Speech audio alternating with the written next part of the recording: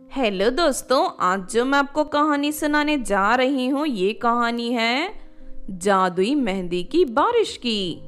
तो चलिए दोस्तों, देखते हैं जादुई मेहंदी की बारिश की कहानी।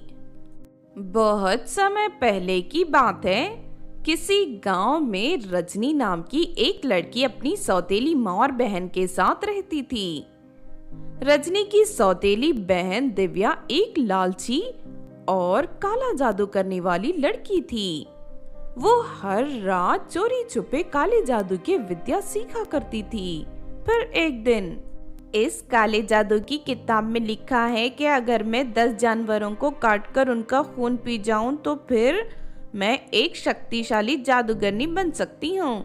लेकिन इसके लिए सबसे पहले मुझे 10 जानवरों को पकड़ना होगा। फिर उसी रात दिव्या चोरी छुपे गांव के जानवरों को पकड़कर अपने घर ले जाने लगती है। लेकिन तभी रजनी अपनी सहेलियों के साथ वहां से गुजर रही थी। रजनी दिव्या को जानवरों को ले जाते हुए देख लेती है। अरे दिव्या, तुम इतने सारे जानवर कहाँ ले जा रही हो? अरे सत्यानाश, ये कहाँ से आ गई? तभी एक लड़की कहती है, अरे ये दोनों बकरियां तो मेरी हैं, इसका मतलब तुम मेरे घर से बकरियां चुरा कर ले जा रही हो। अरे जरा ये देखो, ये दिव्या की बच्ची मेरे घर का कुत्ता भी चुरा कर ले जा रही है। ये तो बहुत बड़ी चोर निकली। चलो हम सब मिलकर इसकी पिटाई करते हैं ताकि ये दोबारा ऐसी हरकत ना कर सकें। उसके बाद सभी लड़कियां मिलकर दिव्या की पिटाई करने लगती हैं। अरे नहीं, मुझे छोड़ दो, मुझे मत मारो। ए रजनी की बच्ची, तू खड़ी खड़ी मेरा मुंह क्या देख रही है? मुझे बचा इन सब से। लेकिन मैं क्या कर सकती हूँ दिव्या, सारी गलती तुम्हारी है। तुम्हें इनके घर से जानवर नहीं चुराने चाहिए थे।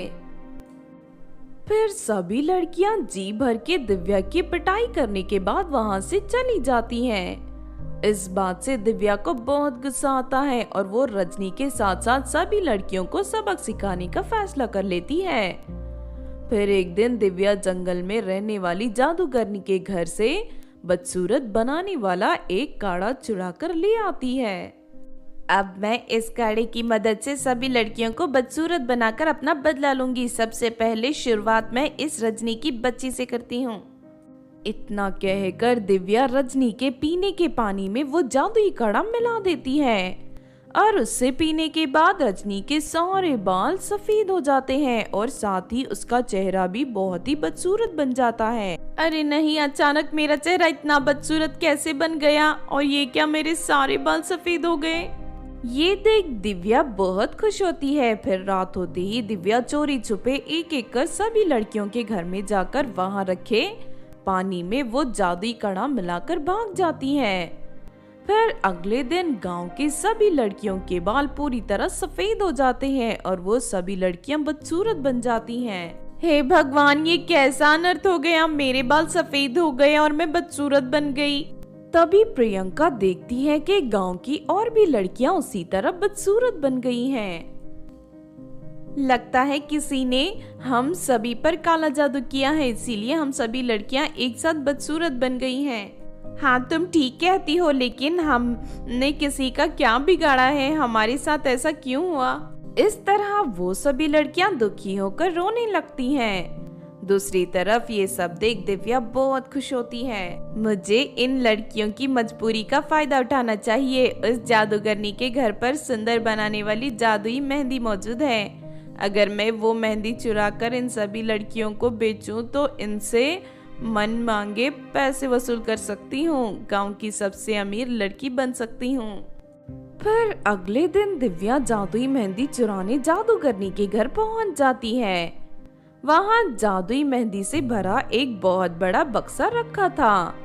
दिव्या उस बक्से को उठाकर वहां से जाने लगती है, लेकिन तभी जादूगरनी उसे देख लेती है। अरे तू कौन है और मेरा बक्सा चुरा कर कहाँ भाग रही है? ठहर जा, मैं अभी तुझे बताती हूँ। लेकिन तभी दिव्या वहां से रखे जादुई झाड़ू पर बैठकर हवा में उड़कर वहां से भाग निकलती है।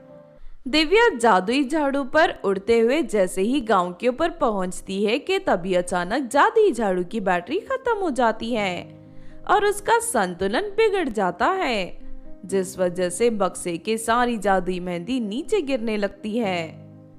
अरे नहीं, ये सब क्या हो रहा है? ये जादुई झाड़ू ठीक तरह से काम नहीं कर रही, अब मैं क्या करूं? तभी अचानक वो जादुई झाड़ू गोल गोल घूमने लगती है और दिव्या को तेज रफ्तार से उड़ाकर पहाड़ों की तरफ ले जाने लगती है। दूसरी तरफ आसमान से इतनी सारी मेहंदी गिरते हुए देख सभी लड़कियां हैरान रह जाती हैं। अरे वो देखो, आसमान से मेहंदी की बारिश हो रही है। ये देख सभी लड़कियां खुश हो जाती हैं और वो सभी जादुई मेहंदी कोन को उठाना शुरू कर देती हैं। अरे ये बालों में लगाने वाली मेहंदी है, लगता है भगवान ने ये मेहंदी हमारी मदद के लिए भेजी है, हमें इसे अपने बालों में लगाकर देखना चाहिए। हाँ तुम ठीक कहती हो रजनी, चलो इसे लगाते हैं। उसके बाद गांव की सभी लड़कियां जादुई मेहंदी को अपने बालों में लगाना शुरू कर देती हैं और देखते ही देखते वो सभी परियों की तरह खूबसूरत बन जाती हैं। ये देख सभी लड़कियां खुश होकर नाचने लगती हैं। दूसरी तरफ वो जादुई झाड़ू दिव्या को एक पहाड़ी की चोटी से नीचे गिरा देती है और खाई में गिरते ही दिव्या की मौत हो जाती है। इस तरह उसे उसके किए की सजा मिल जाती है। तो आपने देखा दोस्तों जादुई मेहंदी की बारिश की कहानी। इस कहानी से हमें ये सीख मिलती है कि हमें कभी भी किसी के बारे में बुरा सोचना नहीं चाहिए, क्योंकि आज नहीं तो कल हमें हमारे बुरे कर्मों की सजा जरूर मिलती है। अगर ये कहानी आपको अच्छी लगी हो तो जरूर लाइक करें और हमारे चैनल सोना टीवी को सब्सक्राइब भी कर लें। और हाँ दोस्तों, हमें कमेंट करके जरूर बताना कि आपको कहानी कैसी लगी।